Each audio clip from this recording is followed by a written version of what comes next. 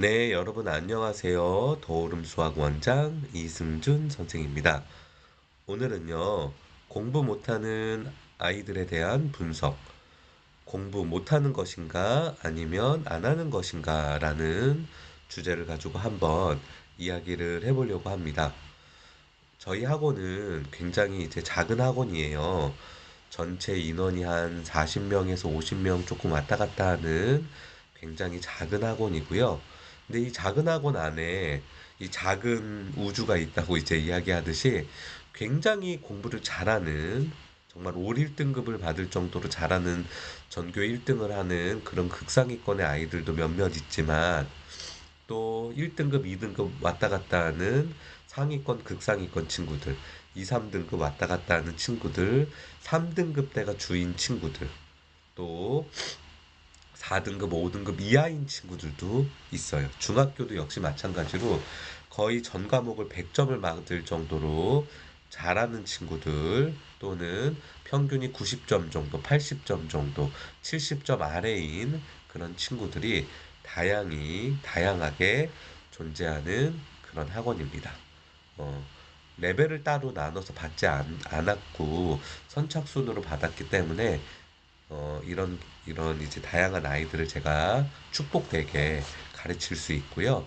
이제 부모님들이 생각했을 때는 이제 공부를 잘하는 친구들은 잘하는 아이들끼리만 있어야지 된다. 또 공부를 못하는 친구들은 잘하는 친구들과 같이 있거나 똑같은 비슷한 수준의 친구들끼리 있어야 된다라고 하시는 분들이 있는데 제가 아이들을 가르쳐 보면 이제 진도를 같이 나가는 게 아닌 저희 같은 개별 수업 학원에서는 각자의 시너지 효과가 있어요. 예를 들면 공부를 좀 못하는 친구들은 재밌는 경우가 많거든요. 일상이 무료하고 공부만 하는 친구들한테 그 재밌음은 이 삶의 어느 정도의 활력을 느끼게 해주고요. 또 공부를 못하는 친구들은 그 공부를 잘하는 친구들과 같은 교실에서 공부를 함으로 인해서 자극을 받거나 아니면 동기부여가 되는 서로 윈윈되는 그런 효과를 많이 보고 있습니다. 자, 그러면 이 공부를 못하는 친구들을 제가 이제 분석을 해봤을 때 과연 이들이 공부를 정말 열심히 노력을 하고 하는데 못하는 건가? 아니면 냉정하게 봤을 때 공부를 안 하는 건가에 대해서 결론부터 말씀을 드리면 99%의 친구들은 공부를 안 하는 겁니다. 근데 우리 부모님들이 이런 이야기를 하면 열심히 하는 것도 노력을 하는 것도 다 자기 그릇에 맞게끔 하는 거고 다 자기의 능력과 그릇이다라고 이야기하는데 그러면 저는 이제 기독교이기는 하지만 태생부터 모든 것이 다 이미 결정이 나 있는 건가요? 이제 기독교에서는 그런 설들이 있어요. 그런 이제 모든 것을 하나님이 다 정해놨다는 그런 것들이 있기는 한데 공부라는 그 인간의 어느 정도 능력으로 뛰어넘을 수 있는 것도 본인의 그릇대로 가야 되는 그것밖에 우리가 할 수 없는 건가라고 이야기를 물으신다면 저는 아니라고 결론부터 말씀드리고 싶습니다. 이 공부라는 것이 내가 조금의 능력치가 떨어지고 타고난 능력치가 조금은 부족하더라도 이 세상에서 제일 노력으로 극복이 가능하고 제일 노력으로 성장이 가능한 것이 바로 공부거든요.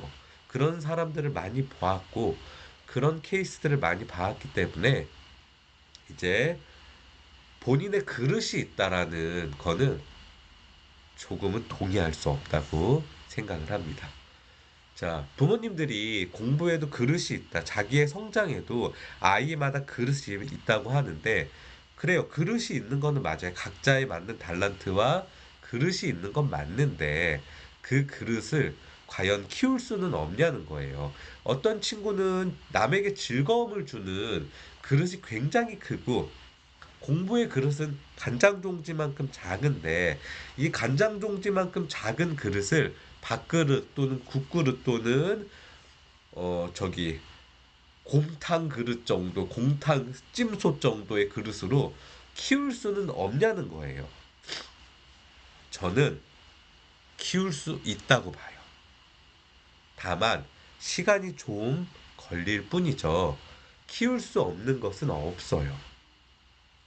아이가 조금 힘들고 어렵고 하지만 견뎌내고 부모님들이 용기를 주고 힘을 주면 키워낼 수 있어요. 근데 학원에서 제가 아이들을 가르치면서 공부를 못하는 아이들 보면요. 특징이 있어요. 졸아요. 무기력해요. 하려는 의욕이 없어요. 눈빛이 흔들려. 눈동자나 눈빛에 집중력이 전혀 없어요. 받아들이려는 본인의 의지가 단 1도 없어요. 그러면 이 아이가 왜 이렇게 됐냐? 그러면 부모님들 말씀대로 이 아이는 원래부터 무기력하고 학원에 와서 졸고 의욕이 없고 원래부터 그런 아이였냐? 아니면 또 하나는 단순히 사춘기가 와서 호르몬 영향 때문에 그렇게 됐냐? 아니라는 거죠. 저는 이렇게 이야기하시면 우리 부모님들 많이 속상할 수 있지만 부모님의 영향이 많이 크다고 생각을 해요. 이거는 제가 아이를 가르치고요. 또 저희 아이를 키우고 저희 아내랑 이야기하면서 굉장히 많이 느끼는 거예요.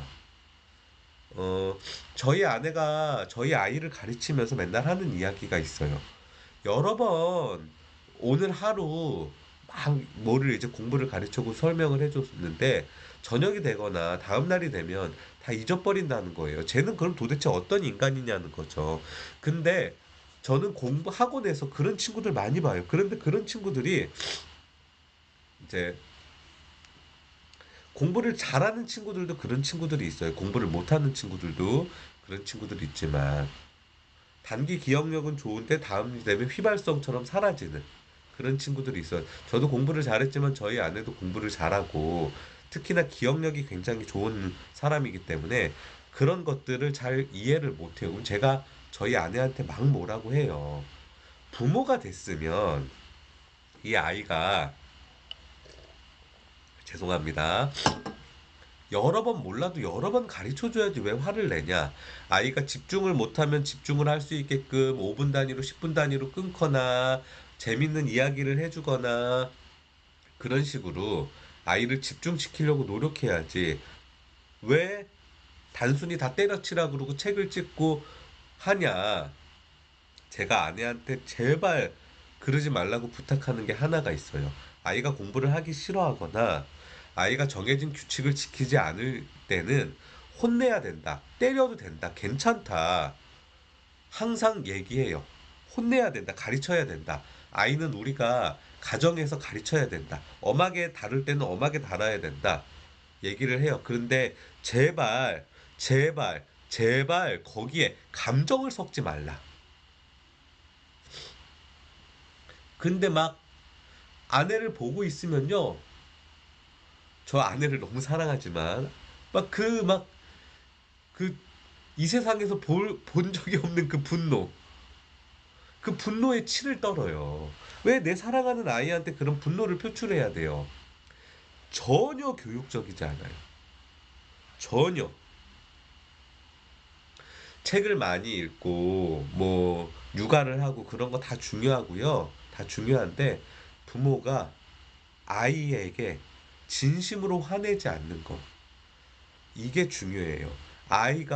부모가 아이에게 진심으로 화내지를 않고 항상 사랑하는 마음이 있어야 그 아이의 그릇도 커질 수가 있어요. 그렇지 않으면 절대 아이의 그릇을 키울 수 없어요. 내가 내 아이에게 진심으로 화내고 짜증내고 아이와의 관계가 멀어진 후에 내가 정신을 차리면 아무 소용이 없어요.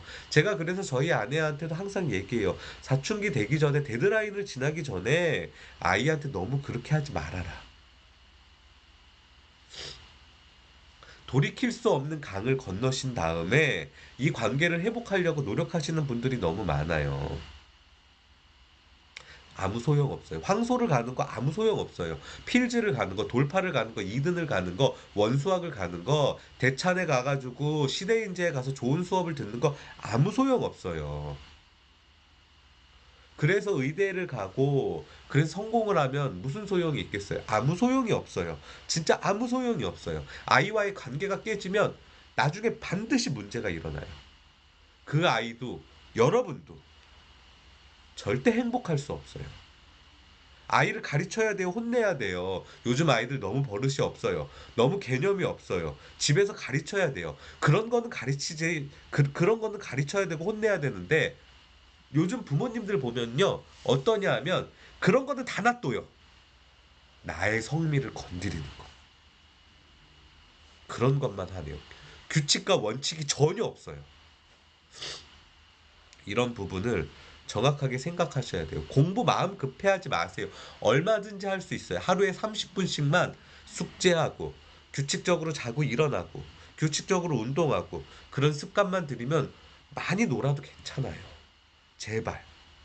그릇 키울 수 있어요. 불가능한 거 아니에요. 그런데 이미 우리 부모님들이 우리 아이의 그릇을 못 키우게끔 그냥 작은 공간에 가둬놔 버리는 거예요. 그 부분 한번 생각해 보셔야 돼요. 태생이 능력이 작은 아이는 개천용이 될 수 없나? 있어요. 능력이라는 건요, 천재가 아니고서야, 장애인이 아니고서야, 각자의 발달은 다 비슷비슷하다고 봐요. 제가 늘 영상에서도 많이 말씀드렸지만, 단지 발달이 느린 아이는 우리 부모님들이 이미 이 아이는 발달이 느렸다고 포기하고, 실패자라고 낙인 찍고 이 아이는 틀렸다고 다른 방법으로 자꾸 아이를 돌리려고 그래요. 여러분, 학생이 뭐 여러 가지 뭐들을 해요. 뭐 아이가 뭐 저가 학원을 다녀서 학원을 해서 그런 게 아니라 아이가 대학을 안 간다 그런다. 아이가 공부를 안 해서 학원을 다니는 돈을 다 저축을 해서 그럼 너 하고 싶은 걸 하라고 고등학교 졸업하는 시점에 줬다. 물론 좋죠. 좋아요. 그런데 뭐 앞으로의 시대는 어떻게 될지 모르지만 남들이 하는 거 학생일 때는 공부를 하고 대부분의 모든 아이들이 대학을 다닐 땐 대학을 다니고 사람들이 다 군대 갈 땐 군대 가고 결혼할 땐 결혼하고 출산할 땐 출산하는 게 보편적인 삶이에요. 우리 모두 다 보편적인 삶, 그 중에서도 특출난 삶을 살고 싶잖아요. 공부를 열심히 하는 게 학생의 의무고요. 그 열심히 하는 가운데서 대학을 가는 게 나름 학생의 성취감이에요. 대학을 안 가고 내가 하고 싶은 일을 3년, 4년 더 일찍 했다고 해서 그렇게까지 긴 인생, 80살, 100살까지 사는 인생에서 그 3, 4년이 여러분들에게 엄청난 성공을 가져다 주지 않아요. 부모님이 중심을 잡아주셔야 돼요. 우리 부모님이. 공부를 열심히 하지 않는 거.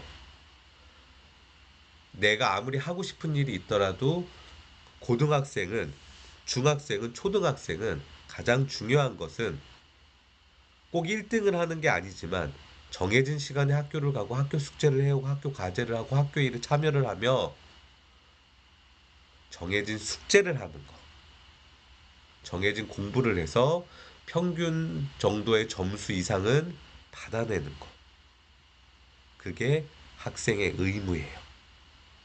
그 의무를 소홀하게 했을 때 우리 부모님들은 페널티를 반드시 주셔야 돼요. 그 페널티가 단순히 나의 감정이 아닌 아이를 위한 페널티가 돼야 된다고 생각을 해요.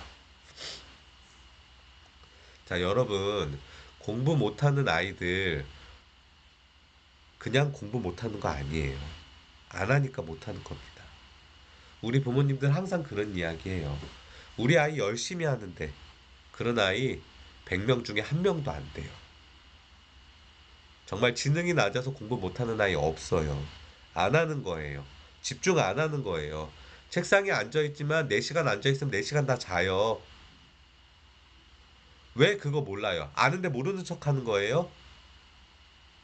부모가 모르면 아이는 절대 변하지 않아요. 부모가 아이를 두려워하고 무서워하고 아이와의 단절을 가지면 아이는 절대 변하지 않아요. 우리는 부모예요. 이 부분 명심하셔야 됩니다. 의대를 가도 성공을 해도 부자가 돼도 아이와 단절이 되면 아무것도 남는 것이 없어요. 이 부분 꼭 생각하셨으면 좋겠습니다. 오늘도 시청해 주셔서 감사합니다.